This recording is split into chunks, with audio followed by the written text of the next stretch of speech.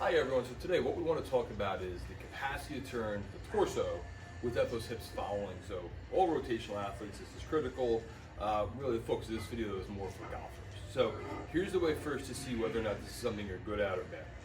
I'm going to get into something that resembles golf posture, cross my arms over my chest. Now my goal on this is that my lower body from my hips down, they're a statue and they go absolutely nowhere. So it's just shoulder turn to my right and a shoulder turn to my left alternating. Now, a couple things.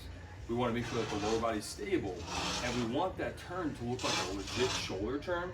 What happens a lot of times is people will go into this, they'll shrug that lead shoulder, and they'll create the illusion of a good turn, but really those shoulders should sit down and back, and we're trying to get this shoulder underneath the chin, or as close to it as you can. So that's really like your reference. So if that's really easy for you, you might not need the exercise, or if you still want to work on it, that itself is the entire exercise for you. Now, let's say it's a little hard, and let's say specifically stability is the challenge. The hips are kind of going with you.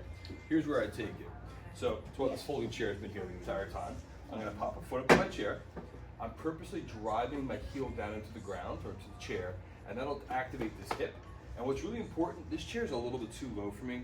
You want the knee to be as high as your hip. That way when you turn, you're coming out of the middle part of your spine and not your lower back. So ignore that for a second for me, please. So I'm crossing my arms over my chest, driving down through my heel, creating as big of a turn as I can, and slow control coming back to start.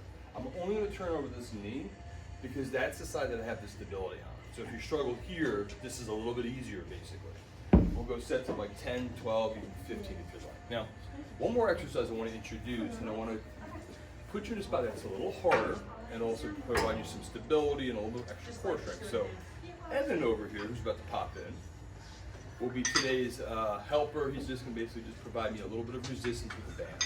So here's how this guy's going to work. Once again, we only turn over that forward knee, and that's it. I'm going to go into a half kneeling position, and because he's on my right, that's the knee I put down. My left foot's going to be out in front of me. So this is the same position I just was in that chair. Thank you, Evan. Doing a great job. All right, so my arms are out in front of me. And once again, I drive this heel into the ground for stability, and I just want to turn that torso over top of that knee.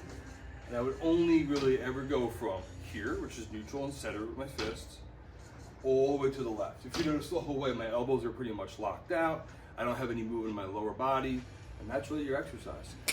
For progression, more resistance, or you can narrow the base between the front foot and that back knee laterally. If you want to make it easier, you bump it out a little bit more for stability. So another exercise, sets of anywhere from 8 to 12 would be pretty ideal and should help ultimately with that idea of turning that torso without those hips. Give them all a try.